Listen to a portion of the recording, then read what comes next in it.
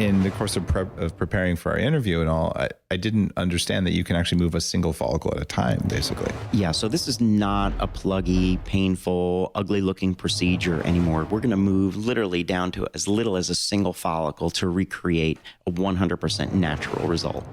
You're basically taking follicles that don't fall out with male pattern baldness, things from the side, and you put them where the things that are already dead are, and then you keep them alive by doing the things I should have done when I was younger that didn't exist. Well, the transplanted hair is pre-programmed to live forever. It's not going to be affected by the male pattern hair loss process. It's not going to be affected by your hormones. How does that happen? How does it get pre-programmed? Is that just from where it grows? Where they're located, yes. So the viable donor zone, which is where we're going to take the hair from, lives around the sides and the back of your head. Okay. So the occipital zone, right by the occipital bone, those hairs in men and women are relatively permanent. They're not affected by male pattern or female pattern hair loss. So when we take those follicles and we put them in the new area, or the area that used to have hair, they will live and grow forever.